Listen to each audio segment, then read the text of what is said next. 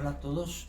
En la clase hoy vamos a ver lo que son los shocks de oferta adversos. Y vamos a hacerlo en dos puntos principalmente. En el primero vamos a ver cómo una economía llega a un shock de oferta adverso y exactamente qué es la estagflación. Y en el segundo punto vamos a ver pues, cómo sale de esa situación adversa y cómo puede volver de nuevo a una situación de normalidad. Muy bien, pues para empezar recordemos el gráfico que representa una economía que está en un equilibrio de largo plazo. En una economía en un equilibrio de largo plazo, en el punto A, la economía está en su producción potencial, es decir, está funcionando bien, las empresas producen todo lo que pueden producir y emplean a suficiente gente como para que la tasa de desempleo sea muy baja, esté lo que se llama la tasa de desempleo natural. Y todo eso se da para un determinado nivel de precios que llamamos P1. Es decir, que es una buena situación de la economía. Se está produciendo todo lo que se puede producir y a ese nivel de precios la demanda agregada es suficiente para comprarlo. En esta situación de pronto ocurre un shock de oferta adverso. ¿Qué es un shock de oferta? Pues es algo que ocurre en la economía que va a afectar a la capacidad de producir de las empresas.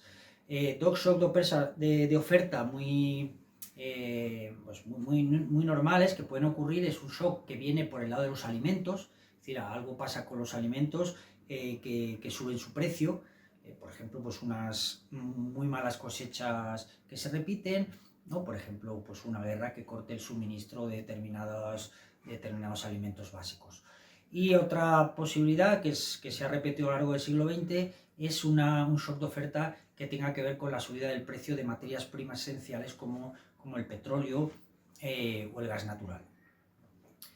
Entonces, si volvemos a nuestro gráfico, ¿qué ocurre cuando una economía sufre un shock de oferta, por ejemplo, por una subida del petróleo importante? Pues, primer paso, vamos a analizarlo en varios pasos. Primer paso, ¿a qué afecta? ¿A la oferta agregada o la demanda agregada? Bueno, pues lo que vemos es que el principio la demanda agregada no cambia, lo que compran las familias y las empresas no cambia porque suba el precio del petróleo. Lo que afecta es a la oferta agregada, a la capacidad que tienen las empresas para producir porque han cambiado sus costes de producción. El segundo paso es, ¿y cómo afecta a la oferta agregada? Pues la oferta agregada, como los costes de producción han subido, ahora las empresas pueden producir menos y la oferta agregada se desplaza hacia la izquierda. Da un salto hacia la izquierda y como vemos en el gráfico, y pasa a un punto como el B. Entonces, del punto A al punto B, la economía se ha ido moviendo hacia una situación en la que las empresas con costes más elevados, porque ha subido el precio del petróleo, pueden producir menos y el PIB del país ha caído del PIB potencial en el que estaba pues a un PIB inferior, un PIB de recesión. Y por otro lado, el nivel de precios ha subido de P1 a P2, porque los precios se encarecen por la subida del precio y el coste de la energía.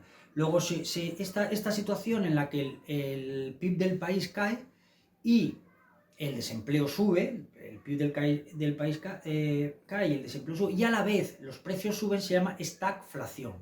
Estagflación es una situación de Stag es que algo deja de crecer, estagnamiento es que algo deja de crecer, es decir, o que cae, el PIB del país cae, pero a la vez inflación, los precios suben. Es una mezcla, es la peor mezcla posible. La producción del país cae y además los precios están subiendo. El cuarto paso es, bueno, y una vez la economía está en esta situación, ha pasado del punto A al punto B, está en una situación pues en un nuevo equilibrio muy malo, de corto plazo, ¿cómo podría volver al largo plazo? Entonces, hay varias posibilidades. Una primera posibilidad es que la economía, estando en B, en un primer momento, se considere, se interprete como que es algo transitorio, que el precio del petróleo pues, ha subido por algo coyuntural y ocasional y va a bajar muy pronto, y entonces se espera que la curva de oferta agregada vaya volviendo hacia la derecha, hacia el punto A. Y sería la situación más favorable posible, que ha sido una cosa temporal, transitoria. La curva se ha ido a la izquierda cuando suben los precios del petróleo y se ha ido volviendo poco a poco a la derecha cuando los precios del petróleo pues se ha arreglado la situación y han vuelto a bajar. Bueno, esto sería una situación, una estagflación pues muy cortita y muy transitoria que no daría grandes problemas. La segunda posibilidad ya es más grave. La segunda posibilidad es que cambien las expectativas de inflación que se esperan para el futuro. Y cuando haya que renegociar los nuevos salarios con los trabajadores de las diferentes empresas, los trabajadores, como esperan que los precios sigan altos, exijan en las negociaciones salarios mayores y se firmen contratos con salarios mayores para así no perder capacidad de pago. Pero entonces lo que ocurre es que al subir los salarios, pues las empresas, a su vez, los salarios son aproximadamente la mitad de los costes de las empresas, pues las empresas reflejan esos salarios en precios más altos. Y al subir los precios, pues a su vez los trabajadores en el futuro, como esperarán que los precios sigan subiendo, pues van a exigir en sus negociaciones salarios más altos. Esta situación se llama una espiral precios-salarios. Y lo que está haciendo es que la curva de oferta ya no se haya quedado en B, es decir, que de B pueda pasar a situaciones peores como B', es decir, que se siga yendo hacia la izquierda, es decir, que la estagflación empeore, que las dos cosas malas sigan pasando a la vez, que la producción aún siga bajando más por esa subida continuada de precios y salarios y a su vez los precios sigan subiendo más, es decir, que la estagflación empeore. Esta es la peor situación posible y es cuando la estagflación pues, se convierte en permanente y en estructural. El siguiente paso es decir, bueno, pero esto tendrá algún final o la cosa va peor a peor hasta explotar. Entonces, llega un momento que la estagflación se para, que esta espiral empieza a ralentizarse, esta espiral precios-salarios. ¿Por qué esto es así? Porque llega un momento que el desempleo está siendo muy alto. Cuando la producción baja, el desempleo sube. Y los trabajadores empiezan a interpretar que con un desempleo tan alto más vale aceptar salarios más bajos. Y más vale cuando lleguen las nuevas negociaciones no exigir subidas de los salarios, es decir, más o menos se va interpretando que esta espiral no lleva a ningún lado. El alto desempleo hace que haya una cierta presión a la baja de los salarios y cuando las empresas ven que los salarios que pueden pagar salarios menores, también lo pueden reflejar en que pueden ir bajando los precios. Y entonces pues se va revirtiendo la situación, y gráficamente sería que la curva de oferta agregada del punto estamos en el B o incluso más lejos, pero va volviendo poco a poco en este proceso de que tanto los trabajadores como las empresas entienden que esa espiral no llevaba a ningún lado, pues va volviendo hacia el punto A. Entonces llevaría unos años, es decir, son años de precios altos y de producción baja, pero poco a poco se iría la economía volviendo al punto A. Otra pregunta que puede surgir es, bueno, todo esto que hemos descrito, esa transición primero de A a B y luego otra vez de B esa vuelta A, se hace sin que el gobierno haga nada, no ha aparecido el gobierno. Entonces, el gobierno y el Banco Central pueden hacer cosas, pueden en este tiempo, cuando ven que la economía está en una estagflación, actuar. Entonces, una posibilidad que tienen es la demanda agregada, no dejarla quieta, sino la demanda agregada desplazarla hacia la derecha, es decir, hacer una política fiscal de aumentar el gasto público, hacer una política monetaria de poner más dinero en la economía. Y estas políticas se dice que se están acomodando.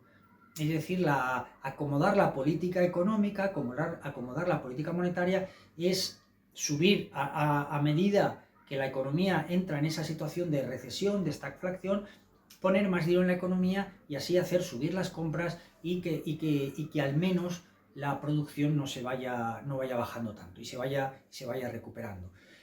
Gráficamente sería que la curva de demanda se va a la derecha y la economía vuelve a un punto cercano al C, no tiene por ser exactamente el C, pero un punto, intentan llevar a la economía cerca de su producción natural y de su desempleo natural.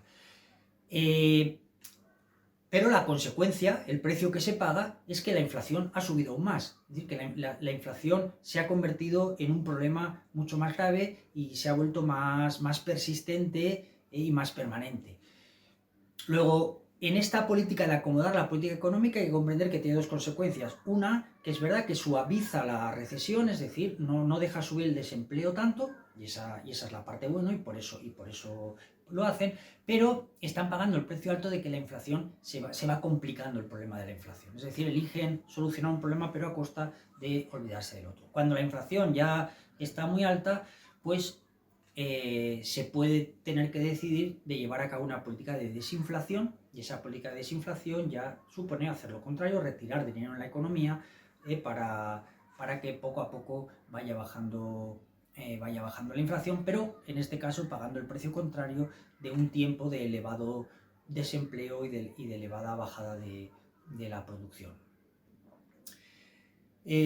Históricamente, ¿cuál ha sido, qué ejemplo podemos poner? Históricamente, el gran ejemplo fue en 1973, países productores de petróleo que formaban pues, un cártel que se llama la OPEP, ¿sí?